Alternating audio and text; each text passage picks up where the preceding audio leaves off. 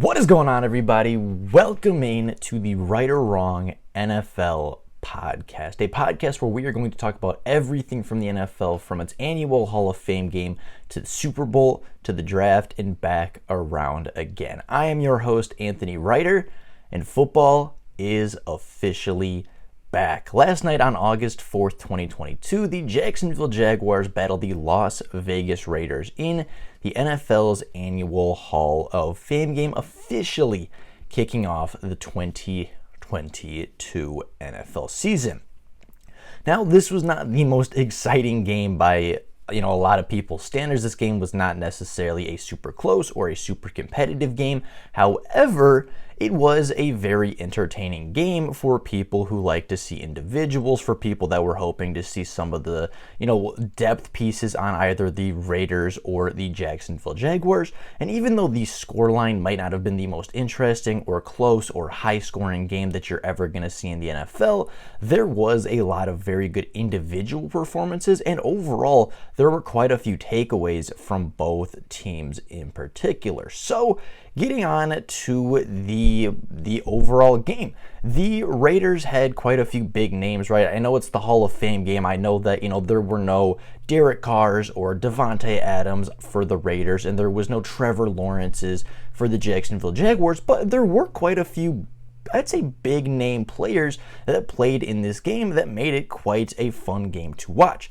On the Las Vegas side, Jarrett Stidham, a player who has started multiple games as a starting quarterback in the NFL. Nick Mullins played a large majority of snaps for the Las Vegas Raiders throughout the middle quarters of that game. Nick Mullins, of course, has started more than 17 games in the NFL as a starting quarterback. Former first-round pick and multiple 1,000-yard rusher Josh Jacobs played multiple snaps. Alex Leatherwood, the first-round pick from last year, played quite a bit as well. And then on Jacksonville, right, Trevor Lawrence might not have been playing, but first overall pick Travon Walker was playing. Former first-round pick K'Lavon Chaisson was playing, and there was quite a bit of talent on the field for it being the Hall of Fame game, right? It's a game we don't usually see a lot of good players. It's a game we don't usually see a lot of big names, but there were quite a few decent named players and quite a few big name guys that did make an impact on last night's contest. Now, overall, the Raiders, of course, won this game by a score of 27-11, and it wasn't really particularly close, right? They scored 6 in the first quarter to Jacksonville's 0. They scored 14 in the second quarter to Jacksonville's 0. They didn't score in the third quarter, and Jacksonville did claw a little bit closer with that field goal in the third quarter, and they were outscored in the fourth quarter by a point of 8-7. But overall, they were the better football team in this game. They looked like they were a little bit more efficient. It looked like they were a little bit more prepared. And of course, it is just the offseason, or it is just the preseason, but the Raiders looked like a very competent and a very well-ran organization for it being their first game under a rookie head coach. Now, looking at the Raiders individuals, Jarrett Stidham was, I think, the best quarterback on the day. He led the team out to a very good start, right? Led the team in the first couple of quarters, going 8 for 15, throwing for 96 yards, not throwing for a touchdown, but didn't throw an interception and didn't turn the football over either. After Jarrett Stidham was done for the day, Nick Mullins came in and went 8 for 11 for 72 yards. Again, no touchdowns to no interceptions, and both of them played pretty well, I would say, right? They're obviously not going to take the job from Derek Carr. They're obviously not going to, be the starting quarterback here or probably anywhere else in the NFL at this point. But as quality backup, something that is very, very essential in the NFL, I thought they played very well, right? They were methodical, they were very efficient, very Tom Brady-esque for the new offensive-minded head coach in Josh Daniels.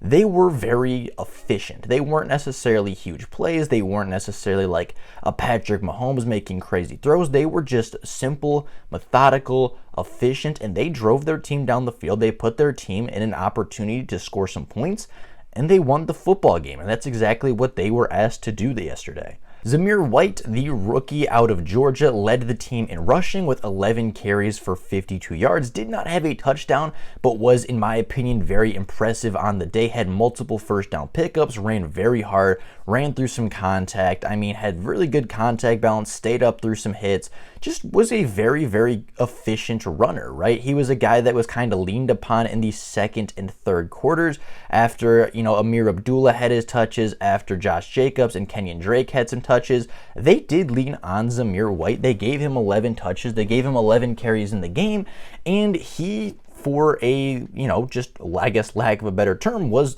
easily the best running back in that football game. He didn't have any crazy breakaway runs. He didn't have any, wild touchdown runs, but he, very much like the quarterbacks, did his job well, picked up first downs for the Raiders, put them in a position to score some points, and helped his football team win the game. Now, Tyron Johnson, the number one wide receiver for the Vegas Raiders, had 2 receptions on 5 targets for 39 yards. There wasn't really a whole lot of receiving standouts in this football game, but Tyron Johnson did get open quite a few times, did make some pretty big plays, and looked like he could potentially be pushing for a roster spot come roster cutdown and come the actual preseason.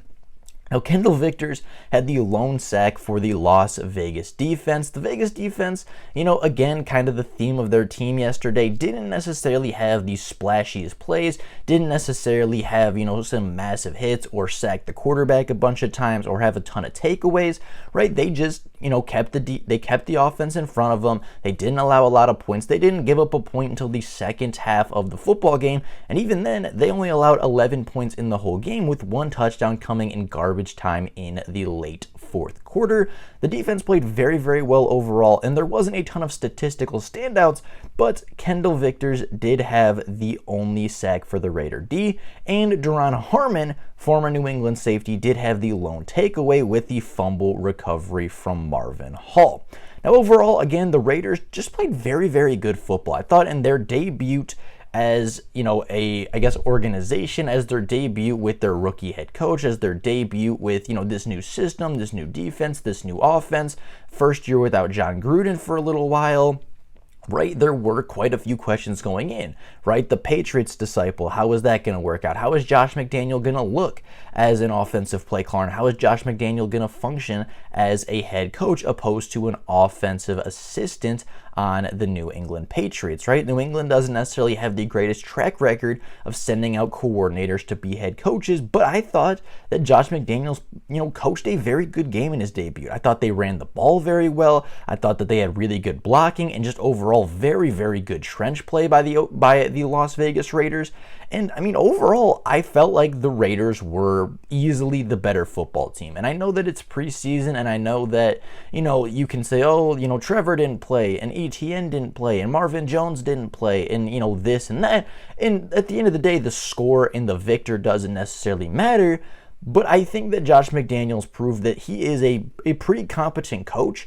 And even though it's only been 1 game, even though it's only been 4 quarters, I do think that the Raiders did find a very good head coach to, kind of take them to that next level, take them from that borderline wild card to maybe a true contender in the AFC West and the AFC as a whole. Now, moving over to the Jacksonville Jaguars side of things, I thought the Jacksonville Jaguars maybe didn't play as well as the Raiders, but I thought they still had quite a few standout players in their own right. Jake Luton, a player that has started multiple games in the NFL as a starting quarterback as well, did lead the Jaguars out early in the game, went 10 for 17 for 94 yards, no touchdowns to no interceptions. He was up and down. He missed a couple throws, but made a couple really nice throws as well. Couldn't quite lead the Jaguars as efficiently as Jarrett Stidham and Nick Mullins led the Las Vegas Raiders, but I wouldn't say that Jake Luton had a bad performance per se. He just didn't really have any big plays to be made and really didn't, make the biggest plays for the Jacksonville offense. Now, Kyle Sloter relieved him in, I believe, the second quarter and went 13 of 25, throwing for 127 yards and having the lone passing touchdown on the day. He looked a little bit better, right? The Jacksonville offense struggled very early under Jake Luton, but once Kyle Sloter came in, they kind of found a little bit more of a groove. They moved a little bit better. They were starting to pick up some more first downs, and of course, they scored their only points with Kyle Sloter being the quarterback under center. Now, the Jaguars did not run the ball very well, having 16 attempts as a team and only rushing for 59 total yards with a long run of 11. But Mekhi Sargent, the running back, did have 5 carries for 22 yards, averaging 4.4 yards per carry to lead the football team. They had no rushing touchdowns. They really didn't have any, crazy success on the ground. But of course, that does take into account that Travis Etienne didn't play. That does take into account that James Robinson didn't play, right? They were relying on some young backs. They were relying on some UDFA talent. They were relying on some veteran talent that have been moved around the league a little bit. And overall, I don't think that they played all that bad, right? The offensive line blocking wasn't great. They kind of did what they could with the situation that they were put in.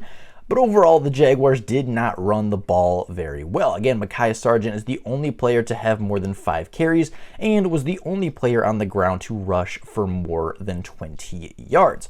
Now, Nathan Cortell was the only player in the game to have the receiving touchdown. He was a fairly effective receiver, having 4 catches on 5 targets for 35 yards, and again, the only touchdown on the day. Luke Farrell had the most receiving yards on the team with 3 receptions on 4 targets for 43 yards. Overall, again, no major standouts in this game. There were some big names, players that had started games before. Marvin Hall was a big impact player on the Lions a few years ago. Laquan Treadwell, a former first-round pick from a few years ago. Right, there were a couple of bigger name wide receivers, but nobody really statistically stood out, as again, Jacksonville for a large majority of the game did struggle on the offensive side of the football. Now defensively, I thought that the Jaguars played much better. They were led in tackles by Chappelle Russell, who had 8 total tackles with a tackle for loss. Shaquille Quarterman had 5 tackles as well.